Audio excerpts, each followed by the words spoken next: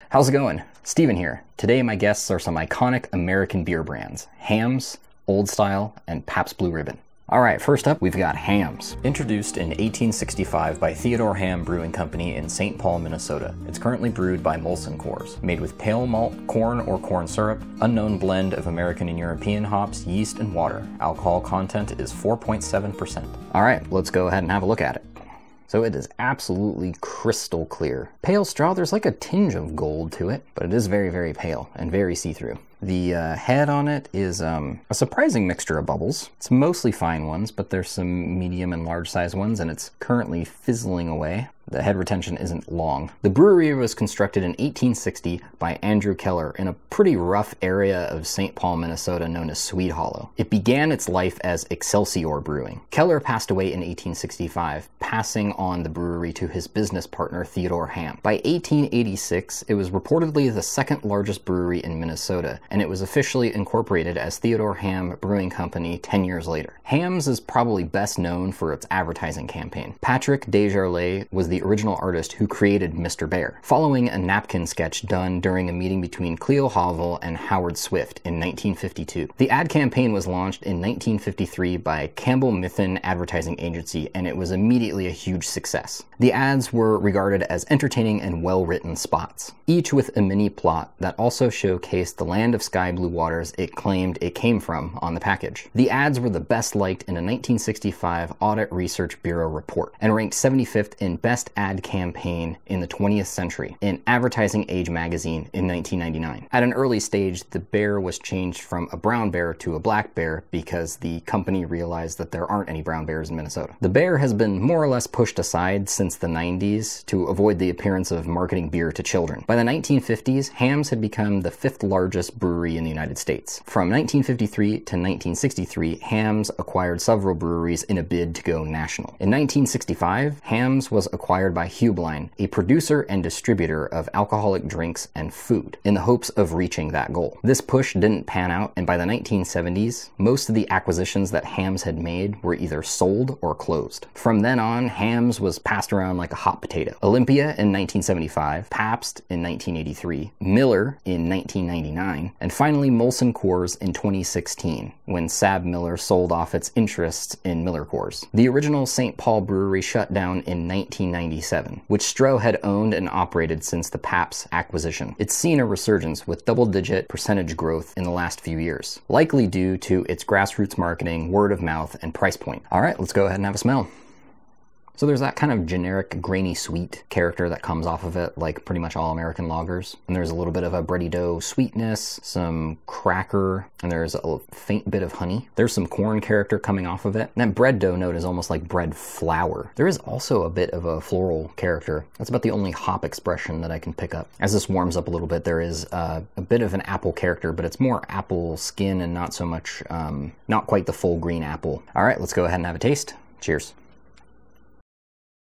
So that grainy sweet aroma that we were picking up with the corn and the bread dough and some honey mostly dominates the palate. There is some whisper of that green apple acetaldehyde that we were picking up, but it's incredibly minor. So the body to this is very light. The bitterness is fairly low. The carbonation on this is high, but it dissipates very quickly. The feel is borderline creamy, almost like a cream ale, and then the finish is dry and pretty crisp. There is a lingering sweetness on the back half of the sip, so the finish is pretty long and drawn out. So my very first encounter with this beer was at Windsor Homebrew Supply. I had never heard of or seen the beer before, so I decided to ask a little bit about it. Now, if I remember correctly, and the story I was told is true, one of the brewers at Bottle Logic requested Hamm's for the Anaheim location, and then I guess word got out and it absolutely took off. I think the beer probably was floating around Orange County, but it is far more prevalent now. There's some speculation that Hamm's and Pabst are the same beer, and that's mostly hearsay. I don't think anybody's ever confirmed it before, and I don't think anybody's been able to prove it either. The fact is that a lot of beers in this sort of classification or category do end up being very similar just by their very nature, so it can be difficult to tell them apart anyway. All right, next up we have Old Style.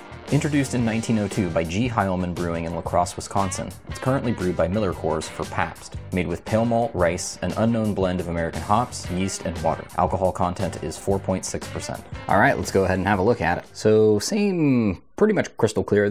There's some stuff, a little bit of stuff in suspension. Pretty pale straw. There's not really that same golden hue that we got off the Hamm's. And the bubbles are almost entirely uniform. There's not a whole lot of variety in them, and it's much more compact than the Hamm's. All right, so let's talk a little bit about the brewery. So it was started by Gottlieb Heilmann and John Gund as the City Brewery in 1858. In 1872, the two had a major disagreement over direction. Gund wanted to expand, while Heilmann wanted to stay local. So they parted ways. Gund went off on his own, and Heilmann took ownership of the City Brewery and renamed it. In 1878, Heilmann died, leaving the brewery to his widow, Joanna, and his son, Henry, who would take over the business when he was older. Henry unfortunately died in 1895.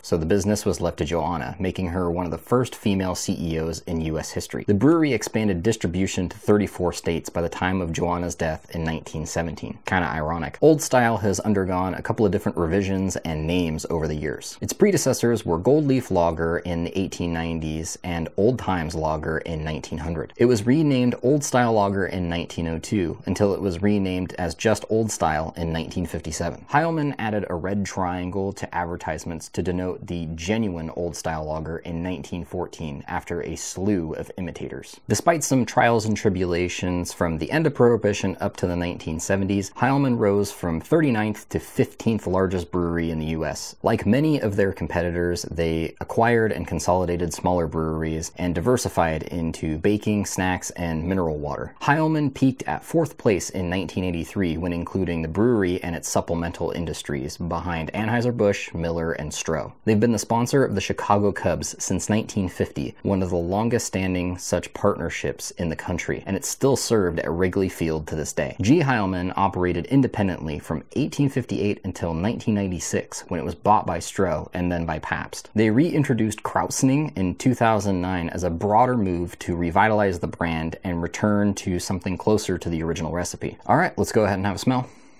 So this has a much more neutral pale malt aroma. It's more like cereal, cracker, and white bread. And there's some pretty significant amount of rice as well. Right now I'm not smelling any green apple or anything really off necessarily, though that may come up later. I'm not sure if I really smell corn or I've just convinced myself that I'm smelling corn. As far as I'm aware in the ingredients list, this doesn't have corn in it. All right, let's go ahead and have a taste.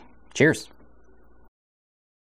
So that cereal, white bread, crackery is really what stands out here. And the rice as well. It has a more pronounced bitterness than the Hamm's does, and most of the bigger name American lagers for sure. It does definitely have a pleasant sweetness, but not nearly to the same degree as some of the ones that we're gonna have in this tasting or some of the ones that I've had previously. So the body on this is very light. The bitterness is maybe skirting the line of moderate. It probably still falls in the low spectrum, but it certainly stands out much more. Carbonation on this is very high, and it lends a very creamy feel. Again, a bit like a cream ale. The finish is dry and a little bit bitter. It cleans up fairly well. There's not really any lingering character toward the back half of the sip. The sip is over very quickly. I gotta give a shout out to my mom for muling this all the way from Colorado since it's not available anywhere I could tell in California. So thanks, Mom. This is one of those beers that I had heard of, but I never really sought out in any way. I found out it was available in Colorado when I was looking at beers online. So yeah, I really, as far as inexpensive beer is concerned, I'm a little sad that this isn't available in California for the time being. All right, last up we have Pabst Blue Ribbon, PBR. Introduced in 1875 by Philip Best Brewing Company in Milwaukee, Wisconsin. It's currently brewed by Miller Coors for Pabst. Made with pale malt, corn syrup, an unknown blend of American and European hops, yeast, and water. Alcohol content is 4.8%. All right, let's go ahead and have a look at it. It's that same pale straw. It's a little bit of a golden tinge, not to the same degree as the Hamm's.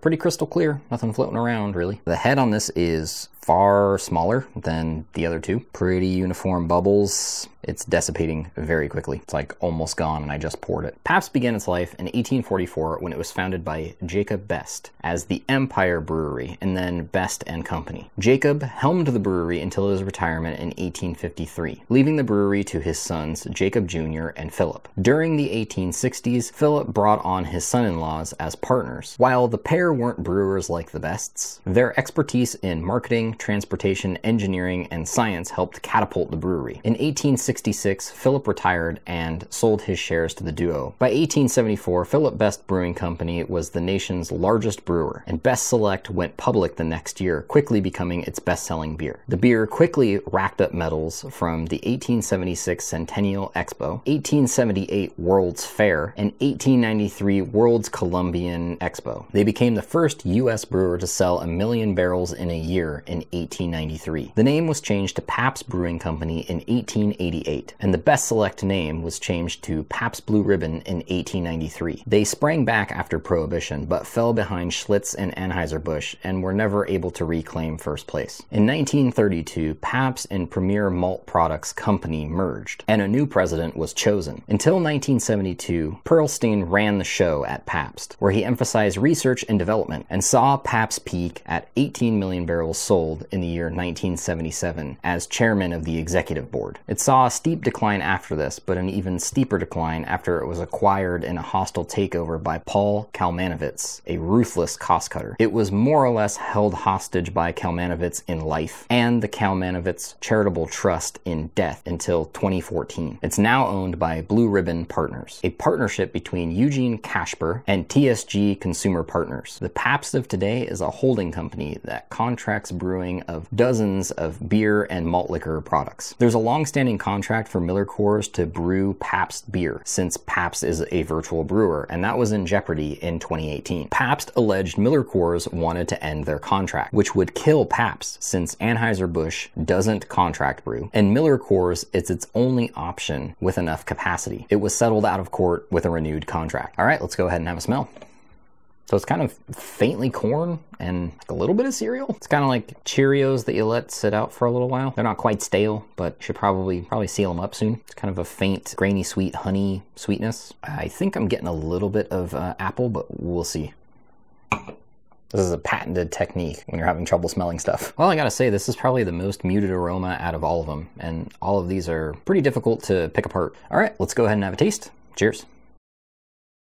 So this, like the Hamm's, has that kind of grainy sweet medley, but nothing's as distinct on it as the Hamm's is. It's kind of a little corny, kind of a little bready. There's kind of a little bit of a honey. Fine noble hop aroma. I don't smell fucking anything hop-wise. So the body on this is light, but it feels like it has a little bit more heft than our other two. Bitterness is very low. I'd say the carbonation on this is noticeably lower than the other two, but it still has a bit of a creamy texture to it. It does have kind of a slickness on this, and I'm not really good at picking up diacetyl by aroma yet, but mouthfeel-wise, I have a feeling maybe it's there a little bit. The saving grace for this is the finish is bone dry and crisp. So I think my first encounter with this beer was actually at a bar in Long Beach that sells these for $2 a 16-ounce can. I mean, it's a lot more than you would pay for each can out of a 6-pack, but it's a hell of a lot cheaper than basically anything that was on draft. And I can't say that I was really mad about it. It's really hard to match the vibe of a cheap, shitty beer in a tiny dive bar. An interesting fact, since I was talking about how Hamm's and Pabst are allegedly the same beer, even though it's all hearsay, my 2 6-packs that I picked up of both Hamm's and Pabst were canned the same day.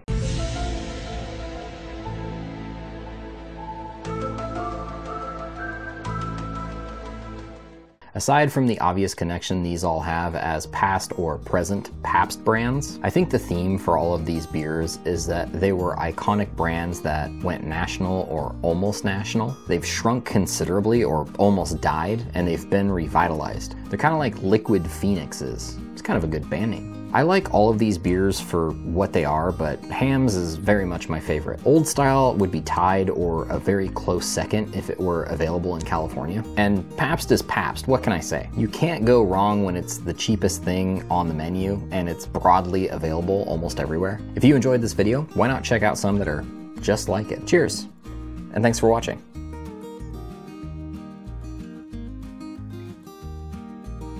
This right here is a Hamm's Pabst Cuvée.